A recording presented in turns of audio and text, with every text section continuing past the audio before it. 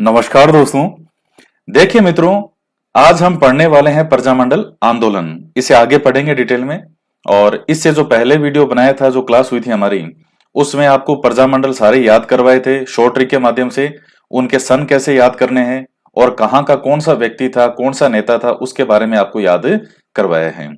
और 90% क्वेश्चन उसी में से ही पूछा जाता है। बाकी थोड़ा थोड़ा इनके बारे में एक एक दो दो जानकारियां और है, तो वो भी हम प्राप्त कर लेते हैं। तो अच्छे से सुनिएगा इसे।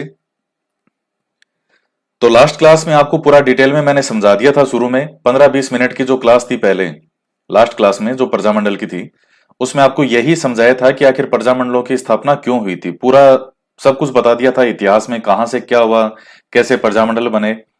तो मुख्य उद्देश्य क्या था?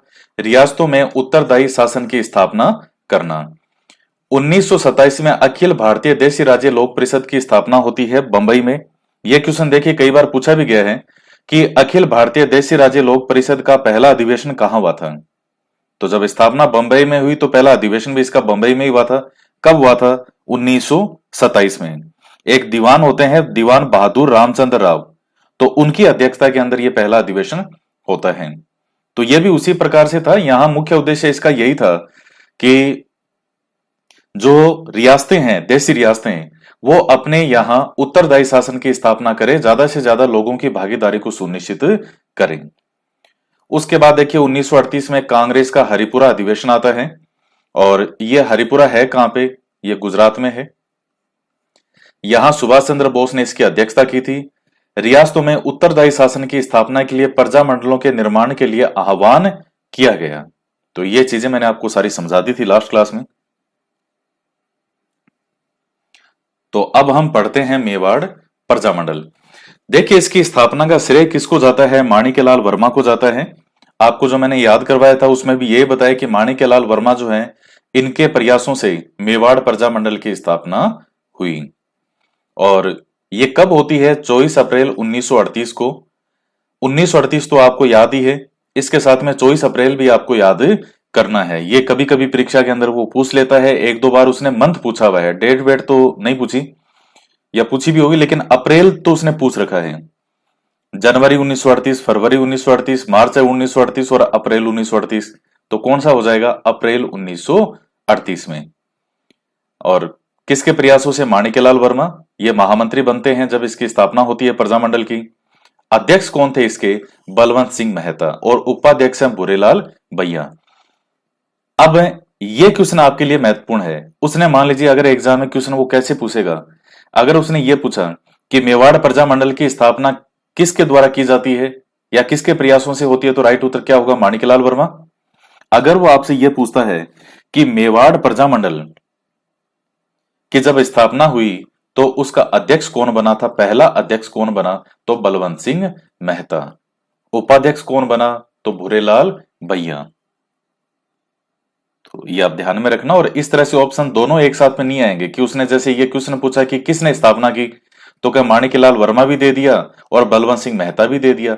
इस प्रकार से क्वेश्चन नहीं पूछा जाता। आप अगर मान लो आ भी जाए, अगर आ भी जाए, पहली बात तो आएगा नहीं, लेकिन अगर आ जाता है तो फिर माणिक्यलाल वर्मा ही करेंगे आप, क्योंकि स्थापना तो इन्हीं के द्वारा की जाती है। अध्यक्ष तो कोई भी बन सकता है। जैसे वही बात है कि ऊपरमाल किसान पंच बोर्ड, मैंने आपको बिजोलिया किसान आंदोलन में पढ़ाया था। ऊपरमाल किसान पंच बोर्ड, उसकी स्थापना किसने की थी? विजय सिंह पथिक ने। लेकिन उसका अध्यक्ष कौन बना था? मन्ना पटेल। तो अब ऐसा थोड़ी है कि हम ये कह दें कि साहब ऊपरमाल किसान पंच बोर्ड की स्थापना किसने की थी, तो ऑप्शन में विजय सिंह पथिक भी आ गया और मन्ना पटेल भी आ गया, तो आप क्या हो गए? कंफ्यूज। ऐसा नहीं, स्थापना तो विजय सिंह पथिक है, अध्यक्ष मन्ना पटेल बना है। जब तक पर्टिकुलर अध्यक्ष नाम नहीं दे तब तक बलवंत सिंह मेहता नहीं होगा, अगर दोनों आते हैं तो। 11 मई को मेवाड़ सरकार ने इसे गैर कानूनी घोषित कर दिया और वर्मा जी को मेवाड़ से निष्कासित कर दिया। तो देखिए मित्रों, ज्यादातर जो रियासतें हैं वो नहीं चाहती थी कि उनके कोई प्रजामंडल की स्थापना हो, क्योंकि राजाओं को लगता था कि अभी तो शासन सत्ता सारी हमारे हाथ में है, मंत्री हमारे, प्रशासक सब कुछ हमारे, ये सारे। लेकिन कल को इसमें जनता की भागीदारी हुई और जनता के चुने हुए अगर प्रतिनिधि आ गए तो फिर पूरी तरह से तो सत्ता हमारे हाथ में रहेगी नहीं।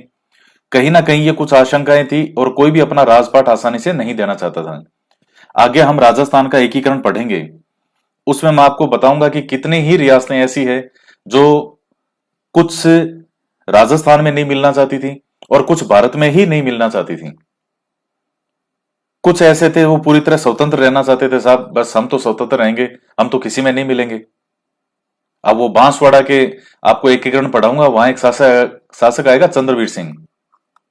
वो क्या कहते हैं, साइन करते समय, विलय पत्र पर हस्ताक्षर करते समय ये कहा कि मैं अपने डेथ वारंट पर हस्ताक्षर कर रहा हूं। यानी वो कहते हैं कि मुझे ऐसा लग रहा है जैसे मैं अपने मृत्यु प्रमाण पत्र पे साइन कर रहा हूं, मृत्यु पत्र पे साइन कर रहा हूं, डेथ वारंट पे हस्ताक्षर कर रहा हूं। तो भले ही साइन कर दिए हो, स्वेच्छा से कोई मिलने वाला नहीं था। अपने हाथों से राजपाट कोई नहीं देना चाहता था भारत सरकार को। कोई उत्तरदायी सरकार की स्थापना करना नहीं चाहता था। कोई नाम के ही हैं गिने चुने जिन्होंने की, जैसे शाहपुरा रियासत वाले हैं तो इन्होंने की थी। तो बाकी ये ऐसा नहीं है कि कोई नहीं चाहता था। तो इसलिए कई प्रजामंडलों की जो स्थापना है वो उनके नियत स्थान पर नहीं हुई। जैसे मैं बात करूं जैसलमेर प्रजामंडल की, तो जैसलमेर प्रजामंडल की स्थापना होती है जोधपुर में, क्योंकि जैसलमेर के जो शासक थे उन्होंने बिल्कुल ही नहीं करने दी, बहुत जबरदस्त शक्ति थी वहां पे। बीकानेर प्रजामंडल की स्थापना होती है कलकत्ता में, ये याद रखना आप। सिरोही प्रजामंडल की स्थापना होती है बंबई में, और भरतपुर प्रजामंडल की स्थापना होती है रेवाड़ी में।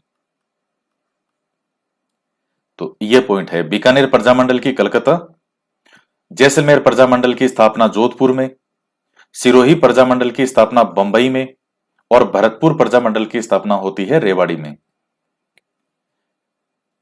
तो मेवाड़ सरकार ने क्या किया, इसे गैरकानूनी घोषित कर दिया और वर्मा जी को मेवाड़ से निष्कासित कर दिया, इन्हें यहां से निकाल दिया कि साहब आप मेवाड़ की सीमा में एंट्री नहीं करोगे। तो फिर ये जाएंगे कहां, फिर ये चले गए अजमेर और इसे अपनी कार्यस्थली बनाया। आपके क्वेश्चन ऐसा पूछ सकता है कि जब मेवाड़ सरकार के द्वारा माणिक्यलाल वर्मा जी को निष्कासित कर दिया गया प्रजामंडल की स्थापना के पश्चात, तो फिर इन्होंने अपनी कार्यस्थली किसे बनाया था, अजमेर को। और आप देखिए 24 अप्रैल को बनाया है, 11 मई को इसे प्रजामंडल को ही गैर कानूनी घोषित कर दिया। तो जब इन्होंने गैर कानूनी, अच्छा अब ये जो माणिक्यलाल वर्मा जी ने अपनी एक पुस्तक निकाली थी, मेवाड़ का वर्तमान शासन, जब ये अजमेर चले गए तो फिर इन्होंने अपनी पुस्तक निकाली, मेवाड़ का वर्तमान शासन, 2 अक्टूबर 1938। अब ये सनवन आपको, आप ये डेट वेट याद नहीं करनी है, मैं केवल आपको सिर्फ समझाने के लिए और उस पर्पज से मैंने ये सब लिखे हैं। आपको 24 अप्रैल 1938 प्रजामंडल के अंदर आपको मेवाड़ में वो ही एक तारीख याद रखनी है, 24 अप्रैल 1938। इसके अलावा कोई भी आपको याद करने की आवश्यकता नहीं है। 2 अप्रैल 1938 के आसपास प्रजामंडल ने सत्याग्रह छेड़ दिया। प्रथम सत्याग्रही कौन बने थे, रमेश चंद्र व्यास। यानी शांति से विरोध करना शुरू कर दिया कि साहब हमें जो प्रजामंडल को वापस जो है इसको मानक घोषित किया जाए, आपने इसको अमान्य कर दिया, गैर कानूनी घोषित कर दिया, जबकि प्रजामंडल ने ऐसा कोई काम नहीं किया है कि इसे गैर कानूनी घोषित किया जाए। तो फिर इसके पहले सत्याग्रही बनते हैं रमेश चंद्र व्यास, इनका नाम ध्यान में रख लेना। और देखिए इस समय कई सत्याग्रही थे, कहते हैं 400-500 सत्याग्रहियों को जो है सरकार के द्वारा जेल में बंद कर दिया गया था, फिर बाद में वापस छोड़ दिया गया, इस तरह से चलता रहा। 26 जनवरी 1940 को उदयपुर में स्वतंत्रता दिवस मनाया गया। मित्रों, आजादी हमें 1947 में मिलती है। राजस्थान के एकीकरण का प्रयास जो है वो 1948 में शुरू होता है, लेकिन देखिए प्रयास यहां जनता ने और स्थानीय नेताओं ने बहुत पहले से कर दिया था। तो 26 जनवरी को ये स्वतंत्रता दिवस मनाते हैं। ये 26 जनवरी का डेट जो है ये इतिहास में बहुत मायने रखती है। आप जानते हैं कि भारत का जो संविधान लागू कब होता है और गणतंत्र दिवस जो है वो हम कब मनाते हैं, 26 जनवरी को।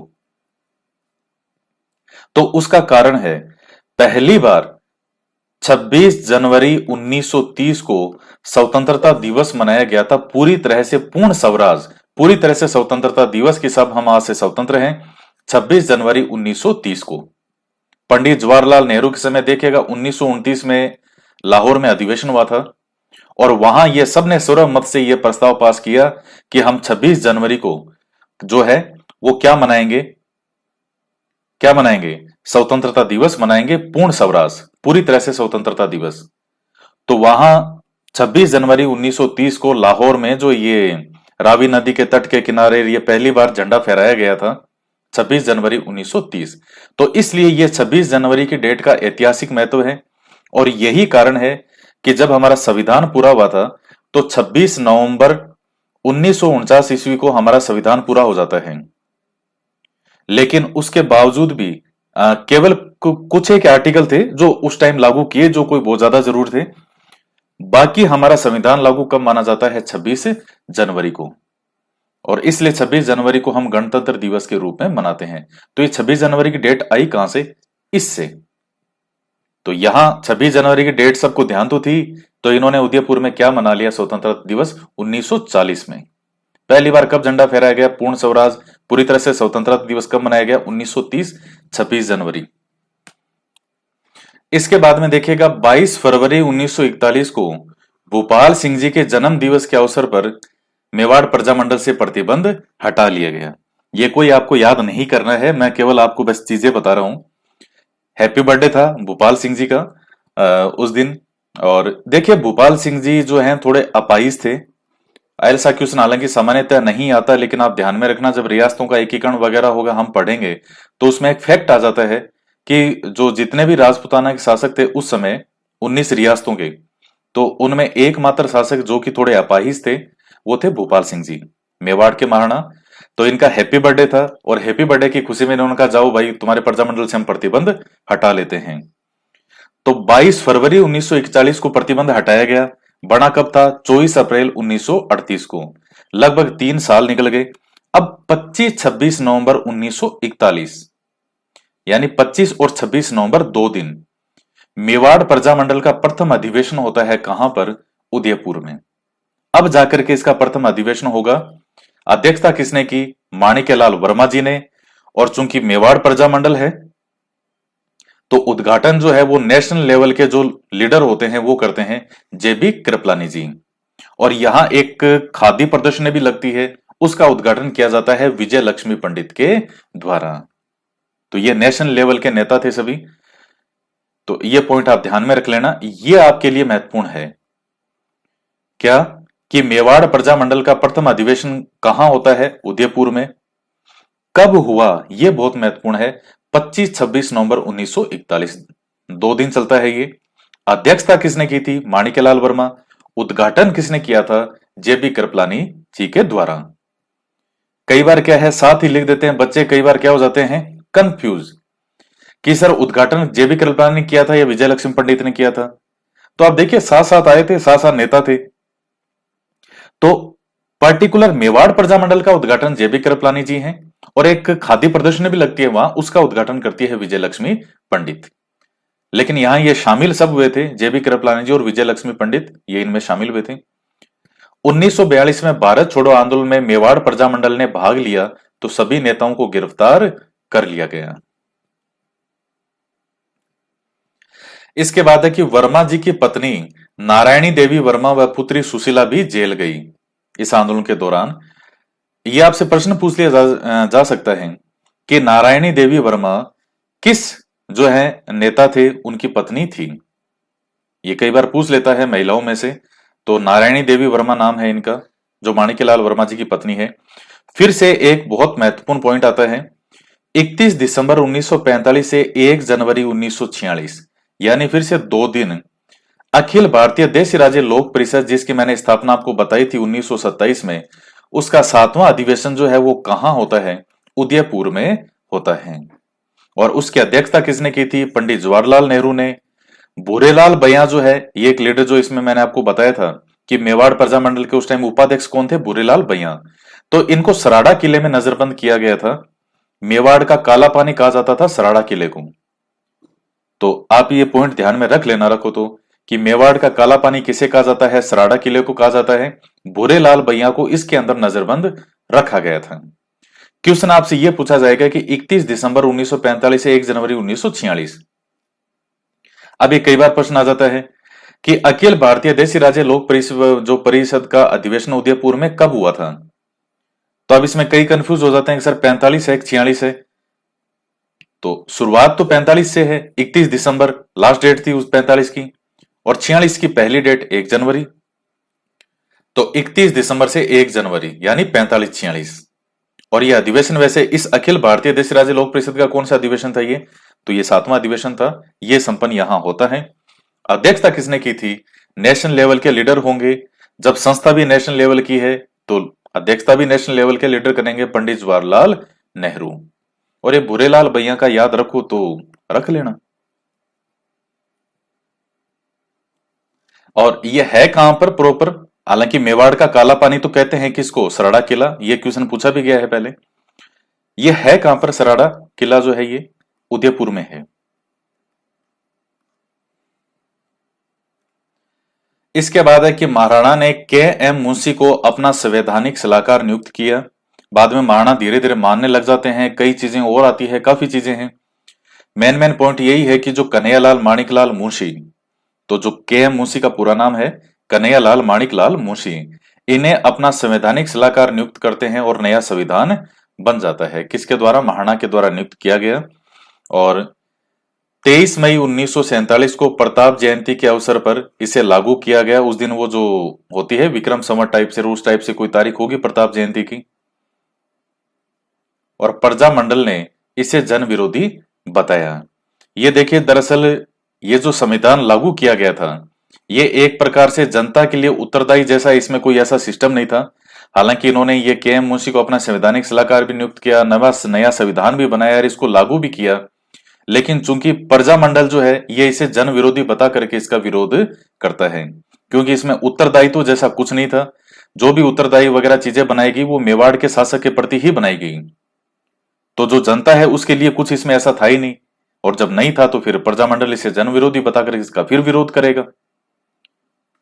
18 अप्रैल 1948 को उदयपुर का राजस्थान में विलय हो जाता है। ये हम राजस्थान के एकीकरण पढ़ेंगे। तो ये तीसरा चरण होता है राजस्थान के एकीकरण का। उस तीसरे चरण में यानी 18 अप्रैल 1948 48 को उदयपुर का राजस्थान में विलय हो गया। तो ये हो गया आपका कंप्लीट। ये मेन मेन पॉइंट मैंने आपको बता दिए इसमें। अब आता है जयपुर प्रजामंडल। जयपुर प्रजामंडल में 1931 के अंदर इसकी स्थापना होती है। मैंने आपको याद करवा दिया था कि जयपुर प्रजामंडल की स्थापना किसके द्वारा की गई थी? कर्पूर चंद पाटनी के द्वारा। कब? 1931। और आपसे यह भी अगर पूछता है कि राजस्थान में सबसे पहले प्रजामंडल की स्थापना कहां होती है, तो भी आपको क्या करना है? जयपुर ही करना है। पिंक सिटी, गुलाबी नगरी। 1936 में जमनालाल बजाज और हीरालाल शास्त्री के प्रयासों से इसका पुनर्गठन किया गया और चिरंजी लाल मिश्र को इसका अध्यक्ष बनाया गया। तो यह पॉइंट है। और 1938 में जमनालाल बजाज इसके अध्यक्ष बनते हैं।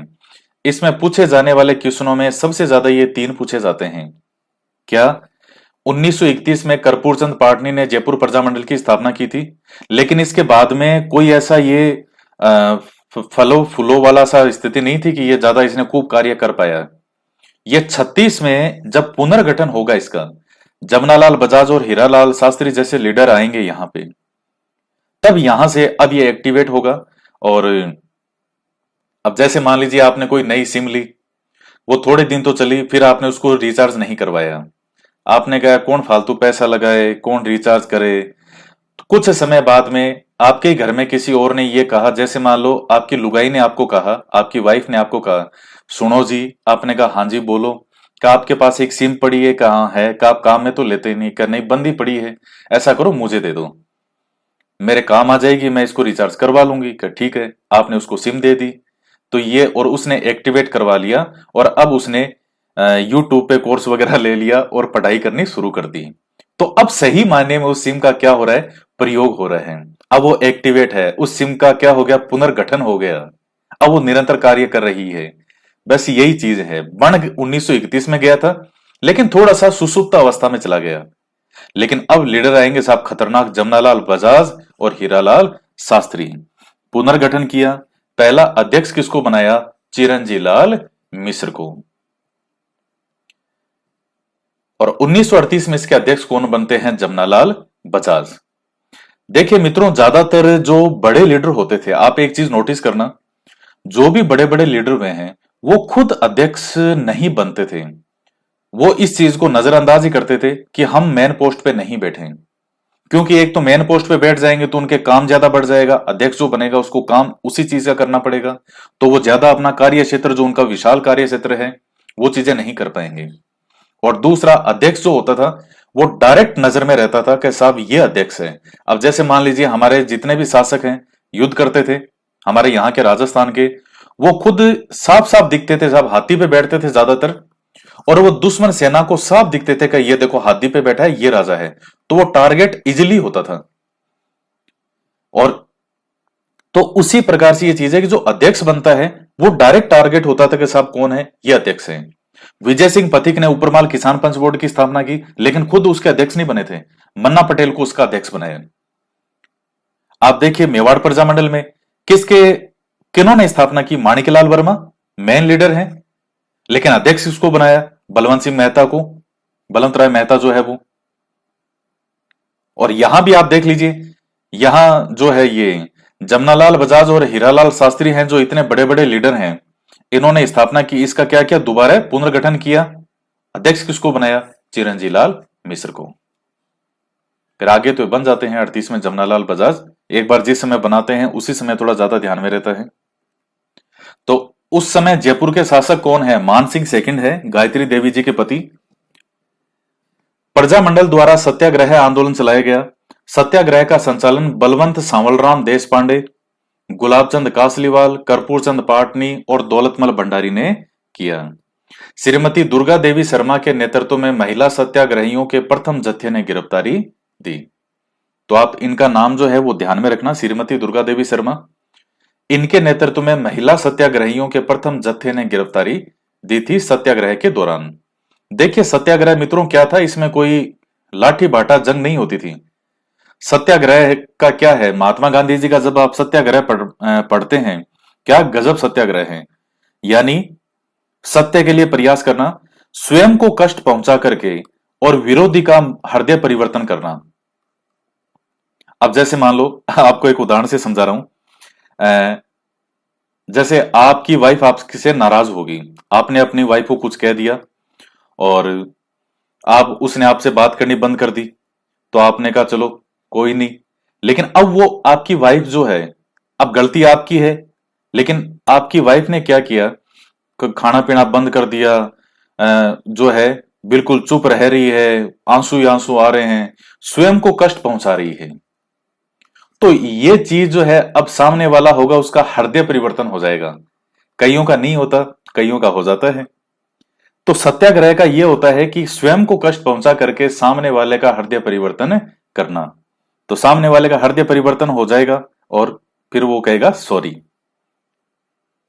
वो एक फिल्म आई थी, वो मुन्ना भाई, लगे रहो मुन्ना भाई, मुन्ना भाई एमबीबीएस, लगे रहो मुन्ना भाई, उसमें जो है, तो वो लगे रहो मुन्ना भाई है, उसमें जो दूसरी मूवी आई थी उसकी, संजय दत्त की, तो उसमें यही चीज है। उसमें एक सीन था कि उसमें फ्लैट के अंदर, जैसे काफी बिल्डिंग अलग अलग फ्लैट बने हुए हैं, तो एक व्यक्ति ऊपर से आता और एक व्यक्ति के जो ही फ्लैट के सामने आता, तो उसके सामने की दीवार पर पान की जो होती है पीक, वो रोज थूक देता था। उस आदमी ने एक बार उसको समझाया, दो बार समझाया, अब चूंकि वो सामने वाला कैसा था, हट्टा कट्टा, तो उस बेचारे को भी डर लगेगा यार मेरे को पीट देगा, मैं ज्यादा विरोध करूं तो।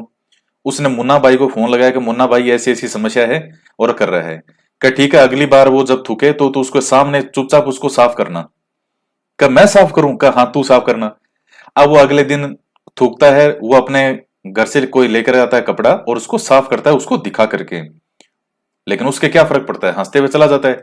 एक दिन हुआ, दो दिन हुआ, तीसरे दिन हुआ, अब उस आदमी को आत्मग्लानि होती है, गिल्टी फील होती है कि मैं तो थूक रहा हूं और ये साफ कर रहा है।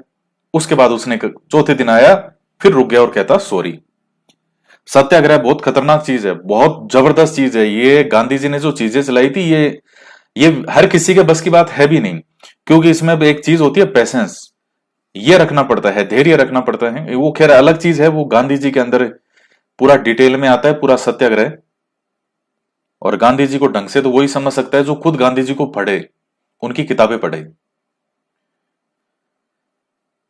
तो ये सत्याग्रह ऐसा था। तो ये क्या करते थे, अब जो ही ये सत्याग्रह करे तो इनका एक ही काम होता था, ये मान लीजिए खूब सारे लोग बैठे हैं, ये विरोध प्रदर्शन कर रहे हैं शांति स्वरूप, सरकार आएगी, पुलिस बल के द्वारा इनको उठाएगी और ले जा करके कहीं नजरबंद कर देंगे, कहीं जेल में रख देंगे। तो वो होता है गिरफ्तारी देना। तो ये आप ध्यान में रखो तो रख लेना, नहीं तो ये महिला वाला महत्वपूर्ण है, श्रीमती दुर्गा देवी शर्मा वाला। ये तो चलो ये है जेंटलमैन एग्रीमेंट, ये महत्वपूर्ण है 1942 का। इसमें सबसे ज्यादा महत्वपूर्ण अगर जयपुर प्रजामंडल में है तो वो जेंटलमैन एग्रीमेंट ही है। किस किस के बीच में होता है जेंटल एग्रीमेंट? ये जयपुर प्रजामंडल के जो अध्यक्ष थे उसमें हीरालाल शास्त्री और जयपुर के प्रधानमंत्री होते हैं सर मिर्जा इस्माइल, इनके मध्य एक समझौता होता है और वो समझौता था, उस समझौते को कहा जाता है gentleman agreement. Gentleman, hello gentleman, वही जेंटलमैन के साथ दो समझदार व्यक्तियों के बीच में हुआ हुआ एग्रीमेंट, समझौता 1942। ये मिर्जा इस्माइल, देखिए जयपुर के अंदर एक रोड है एमआई रोड, जो जयपुर में रहते हैं या कभी कोचिंग करने आए होंगे वो एमआई रोड से बहुत अच्छे से परिचित होंगे। ये एमआई रोड इन्हीं मिर्जा इस्माइल के नाम से है, मिर्जा इस्माइल एमआई रोड। तो इसे जेंटलमैन एग्रीमेंट कहा गया। था क्या इसमें? यह था कि उस समय जयपुर प्रजामंडल है ये भारत छोड़ो आंदोलन का समर्थन नहीं करेगा। क्या ठीक है साहब, नहीं करेगा। आप दरअसल उस वक्त क्या है मित्रों, जो दूसरा विश्व युद्ध चल रहा था, तो दूसरे विश्व युद्ध के दौरान अब चूंकि राज तो उस समय भी 1942 के अंदर भी यहां का शासन किसका है? अंग्रेजों का ही है, शासन तो अभी उनका ही चल रहा है। अब ये प्रजामंडल भी चल रहे हैं, ये सब चीजें एक साथ चल रही हैं। दूसरा विश्व युद्ध भी शुरू हो चुका था। तो अब ये क्या करते थे कि यहां की रियासतों से जो अंग्रेजों ने कहा कि साहब आप हमारा साथ दो, फिर से अंग्रेजों ने कुछ ना कुछ लालच दिया, तो यहां की रियासतें अंग्रेजों का साथ देना चाहती थी, कई दे भी रही थी। तो उसमें जयपुर प्रजामंडल ने जयपुर रियासत को यह कहा, और जयपुर रियासत की ओर से सामने कौन था? मिर्जा इस्माइल, प्रधानमंत्री जयपुर का, मानसिंह सेकंड का प्रधानमंत्री मिर्जा इस्माइल। हीरालाल शास्त्री जी ने यह कहा कि देखो साहब मिर्जा जी ऐसे है, बहुत हो गया, आप अंग्रेजों का साथ अब नहीं दोगे, इन गोरों का साथ नहीं दोगे, आप इनके लिए ना तो सेना भेजोगे और ना इनकी आर्थिक रूप से मदद करोगे। बोलो मंजूर है? मिर्जा इस्माइल ने कहा ठीक है साहब मंजूर, बोलो ठीक है, मान ली बात, बदले में आपको भी हमारी कोई बात माननी पड़ेगी। क्या क्या आजकल गांधी जी ने बड़ा एक अभियान आंदोलन चला रखा है, क्या भारत छोड़ो आंदोलन कह रखा है, करो या मरो? क्या बिल्कुल साहब, तो आप भारत छोड़ो आंदोलन का समर्थन नहीं करोगे। तो ये लाइन क्या बताती है? बदले में इनकी शर्त क्या थी कि जयपुर प्रजामंडल भारत छोड़ो आंदोलन का समर्थन नहीं करेगा।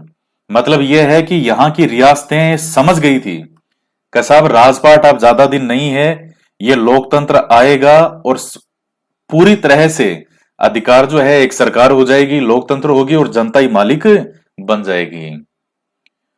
तो रियासतों ने ज्यादातर ने भारत छोड़ो आंदोलन का समर्थन नहीं किया था, रियासतें नहीं चाहती थी कि भारत छोड़ो आंदोलन चले। तो इसलिए इन्होंने कहा कि साहब हम तो अंग्रेजों की सहायता नहीं करेंगे, बदले में आप भारत छोड़ो आंदोलन का समर्थन नहीं करोगे। तो हीरालाल शास्त्री जी ने कहा ठीक है साहब नहीं करेंगे। हालांकि ये बात आपकी है तो गलत, हम तो कर रहे थे, लेकिन चलो ठीक है, अब जब आप कह रहे हो तो आप अंग्रेजों की मदद मत करना, हम भी नहीं करेंगे। नाम इसका क्या है? Gentleman agreement. लेकिन कुछ लोगों को यह रास नहीं आया, उन्होंने कहा अरे ये है जेंटलमैन एग्रीमेंट, ये होता क्या जेंटलमैन एग्रीमेंट? उन्होंने इस जेंटलमैन एग्रीमेंट के विरुद्ध एक मोर्चे का गठन किया गया, बाबा हरिश्चंद्र करके कई आदमी आएंगे, आजाद मोर्चे का गठन। कुछ लोगों द्वारा इस समझौते का विरोध किया गया और आजाद मोर्चे का गठन हुआ। प्रमुख लोग कौन कौन थे जिन्होंने आजाद मोर्चे का गठन किया? बाबा हरिश्चंद्र, रामकरण जोशी, दौलतमल भंडारी करके ये कई लोग हैं। और 1944 में जानकी देवी बजाज जो है वो इस प्रजामंडल की अध्यक्ष बनती है। किसकी? जयपुर प्रजामंडल। तो और बाद में ये जो आजाद मोर्चा है ये भी जयपुर प्रजामंडल के अंदर ही मिल गया था थोड़े समय में ही। तो ये आप ध्यान में रख लेना। आजाद मोर्चा भी देखिए ये पूछ रखा है इन्होंने, क्वेश्चन कैसे आया था मैं आपको बताता हूं कि जेंटलमैन एग्रीमेंट के विरुद्ध कुछ लोगों ने किस संस्था का गठन किया या किस मोर्चे का गठन किया? तो कौन सा है? आजाद मोर्चा। और इन्होंने भारत छोड़ो आंदोलन का समर्थन किया, आजाद मोर्चे का गठन करके।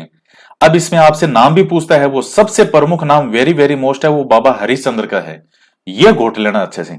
बाकी जैसे रामकरण जोशी, दौलतमल भंडारी, ऐसे तो कई लोग होते थे, लेकिन प्रमुख नाम किसका आता है? बाबा हरिश्चंद्र का। और 1944 में जानकी देवी बजाज जो हैं, ये इसकी अध्यक्ष बनती है जयपुर प्रजा मंडल की, इसलिए थोड़ा महत्वपूर्ण है। तो अब ये भी ध्यान में रख लेना, रखो तो। और एक बात आप और ध्यान रख लेना, जानकी देवी बजाज कौन है? आप ये नाम तो समझ गए होंगे। जानकी देवी बजाज कौन थी, कि किसकी पत्नी थी? जमनालाल बजाज जी की। ये पॉइंट आप ध्यान में रख लेना। जमनालाल बजाज की क्या थी? ये वाइफ थी। कहते हैं लगभग 12 साल की थी तब इनका विवाह हो गया था जमनालाल बजाज जी के साथ। और जन्म जो जानकी देवी बजाज जी का माना जाता है, जानकी देवी बजाज 1893 में जो है इनका जन्म हुआ था, और 1979 के अंदर इनकी मृत्यु होती है, जानकी देवी बजाज की। तो ये जमनालाल बजाज जी की वाइफ थी। और जानकी देवी बजाज जी के नाम से कई कॉलेज, यूनिवर्सिटी वगैरह भी हैं। अब आता है मारवाड़ प्रजामंडल। मारवाड़ में राजनीतिक चेतना को उत्पन्न करने का श्रेय किसको जाता है? चांदमल सुराणा जी को। तोल आंदोलन आपको याद आ गया होगा। मैंने आपको किसान आंदोलन वाले के अंदर एक जगह बताया था, तोल आंदोलन 100 तोले का एक शेर होता था, उसे 80 तोले का कर दिया था।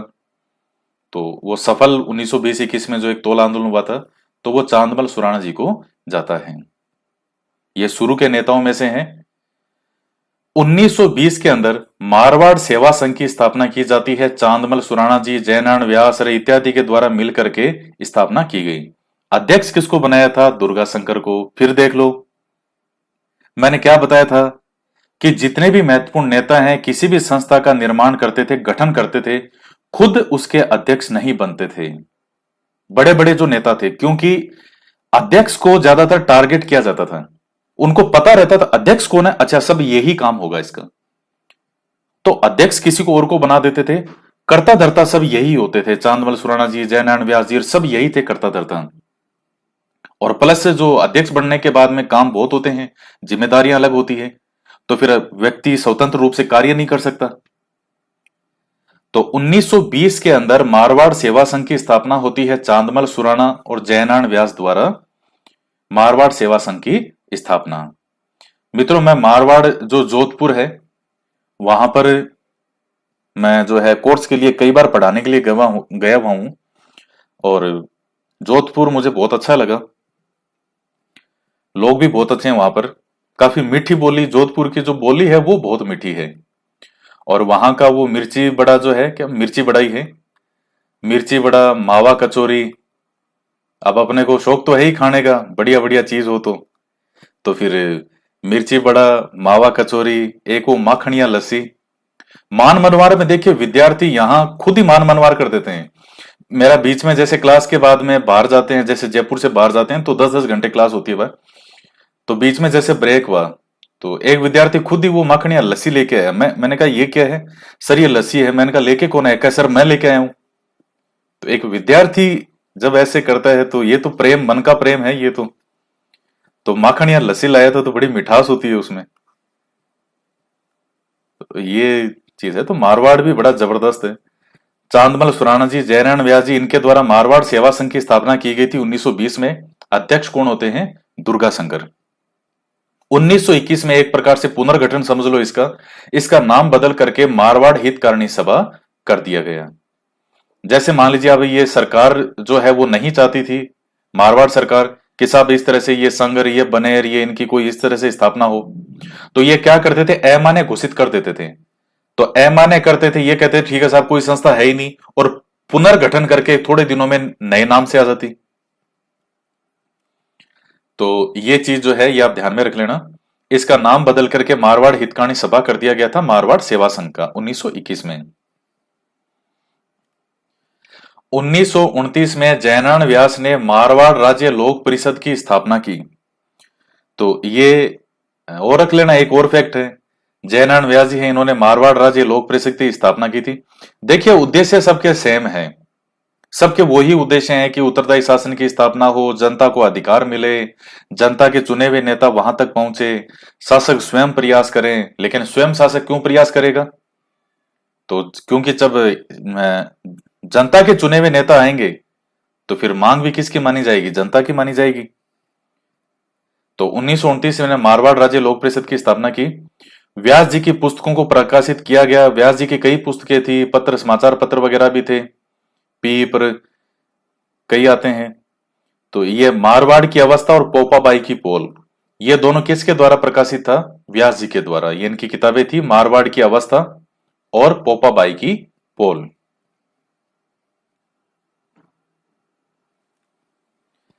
24-25 नवंबर 1931 को पुष्कर में मारवाड़ राज्य लोक परिषद का अधिवेशन होता है। अध्यक्षता चांदकर्ण शारदा ने की। देखिए मित्रों, पहले दरअसल ये जोधपुर वगैरह यहां इन लोगों का प्रयास था, लेकिन इनको अनुमति नहीं मिली। तब इन लोगों ने फिर आगे कहां किया? पुष्कर में किया था। पुष्कर का है, अजमेर में ही है।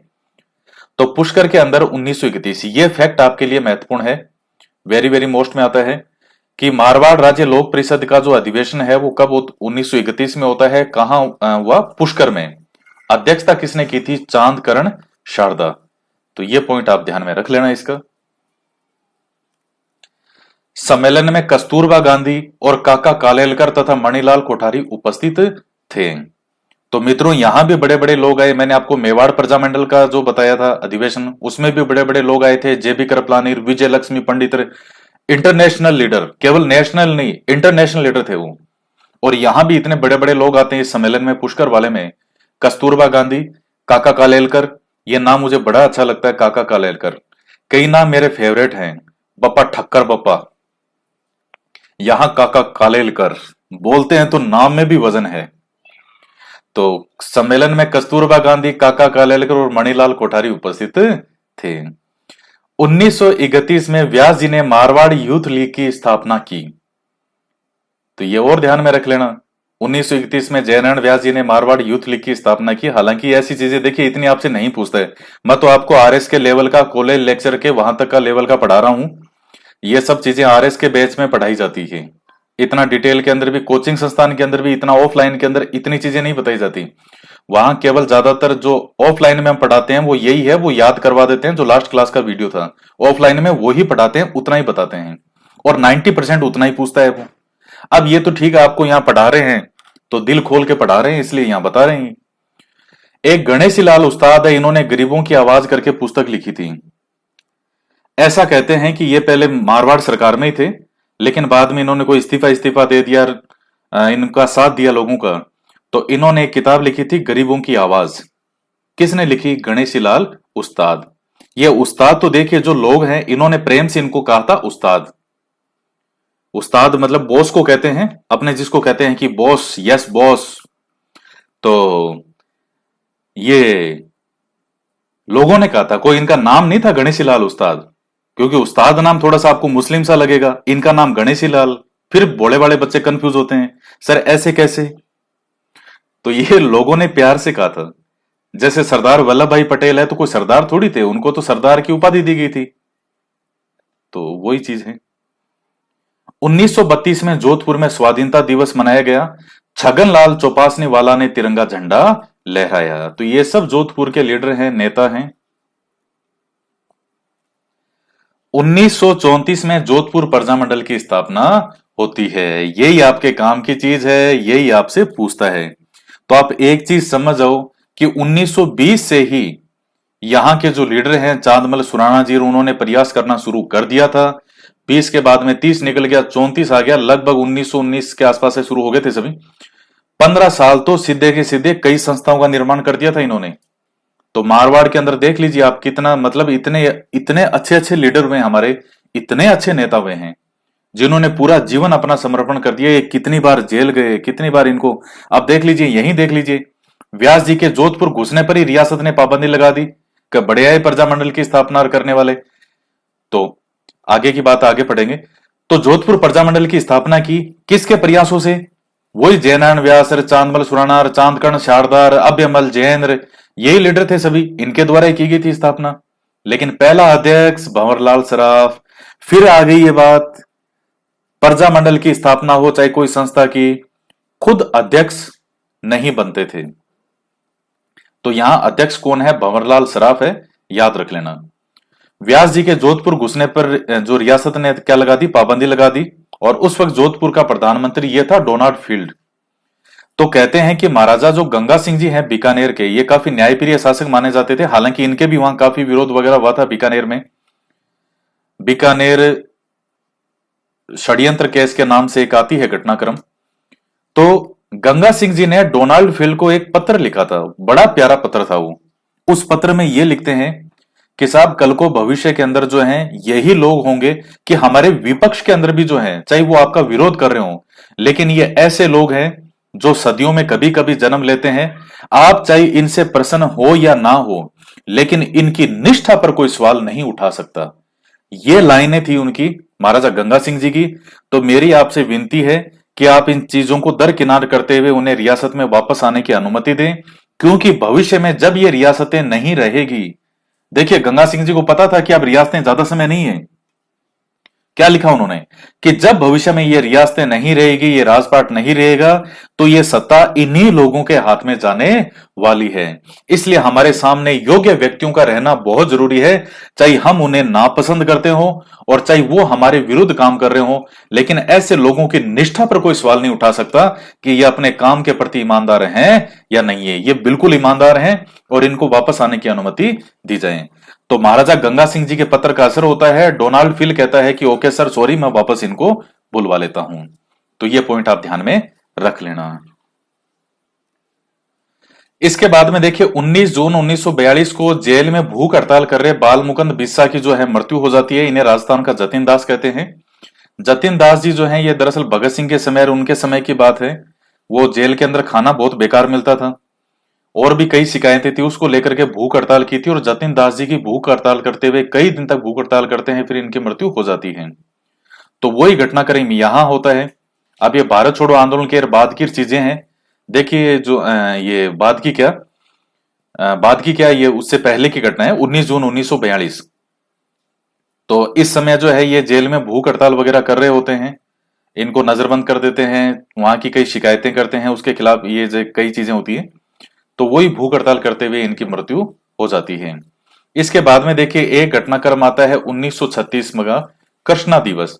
यह कृष्णा दिवस वाला कई बार पूछ लिया और साफ साफ पूछा गया कि कहां कृष्णा दिवस मनाया गया था, किस रियासत में मनाया गया। तो मित्रों ये मनाया गया था जोधपुर प्रजामंडल के द्वारा, जोधपुर में मनाया गया था। यह दरअसल था क्या, एक तो बात ध्यान में रखना 1936 का है और किस प्रजामंडल के कार्यकर्ताओं ने मनाया था, तो जोधपुर प्रजामंडल या आप मारवाड़ प्रजामंडल भी कह लो, एक ही बात है। शिक्षक दिवस क्या उस पर मनाया गया था, कृष्णा दिवस। था क्या, दरअसल यह था कि कृष्णा कुमारी नाम की एक महिला थी, अच्छे परिवार से महिला थी। इस कृष्णा कुमारी नाम की महिला का राजघराने के कुछ लोगों ने अपहरण कर लिया था। देखिए ये कृष्णा कुमारी, आप वो कृष्णा कुमारी मत समझना जो मेवाड़ के राजा भीम सिंह की बेटी थी कृष्णा कुमारी, जिसके विवाह को लेकर के झगड़ावार, वो तो जमाना गया, वो बहुत पहले की बात है। इस महिला का नाम भी कृष्णा कुमारी था। इस महिला का राजघराने के, मारवाड़ राजघराने के कुछ लोगों ने अपहरण कर लिया था। इसमें आता है और डिटेल में जाते हैं तो लिखते हैं कि सुंदर महिला थी। तो कुछ लोगों ने, राजघराने के जो लोग थे, उन्होंने इस महिला का अपहरण कर लिया। तो इसकी माता ने कई लोगों के सामने शिकायतें की, राजा वराजा को भी शिकायत की, लेकिन शिकायत की भी किसके पास रही है, जो करने वाले लोग हैं उन्हीं के पास शिकायतें, सुनेगा कौन, कोई सुनवाई नहीं हो रही। तब ये इस मारवाड़ प्रजामंडल के पास में आई और इनके कार्यकर्ताओं से विनती की कि मेरी पुत्री को वापस जो है वो लौटाया जाए, उसको ढूंढा जाए, क्योंकि मिली नहीं, बाद में अपहरण कर लिया था इसका। उस समय भी लोग जो है कैसे कैसे कैसे लोग होते थे, घटिया। तो बाद में अब उस लड़की जो वो महिला थी, उसके नाम से फिर इन लोगों ने शिक्षक दिवस के अवसर पर क्या मनाया था, जो है कृष्णा दिवस मनाया 1936 में। तो ये आप ध्यान में रख लेना। कृष्णा एक कुमारी, एक महिला का नाम था, जिसका राजघराने के कुछ लोगों के द्वारा अपहरण कर लिया गया था। उसकी माता की विनती किसी ने सुनी नहीं। तब वो जोधपुर प्रजामंडल के कार्यकर्ताओं के पास आई और इन लोगों ने अपनी ओर से प्रयास किया था। एक पॉइंट और है कि भारत छोड़ो आंदोलन के दौरान जयनारायण व्यास को सिवाना किले में नजरबंद किया गया था। यह एक फैक्ट था अच्छा सा, तो लिख दिया मैंने, ध्यान में रख लेना, एक फैक्ट है। अब इसमें ऐसा, मारवाड़ के शासकों की शरण स्थली क्या कहलाता है? शिवाना ही कहलाता था। तो उस शिवाना में नजरबंद किया गया था जयनारायण व्यास जी को भारत छोड़ो आंदोलन के दौरान। बाकी की जो चीजें हैं वो हम नेक्स्ट क्लास में पढ़ेंगे। तो मेन मेन जो प्रजामंडल हैं बड़े रूप में डिटेल में वो आपको मैंने पढ़ा दिए। अब ज्यादा जो है इनमें है नहीं मैटर, अब छोटे छोटे एक एक दो दो लाइनें हैं वो हम नेक्स्ट क्लास में पढ़ेंगे।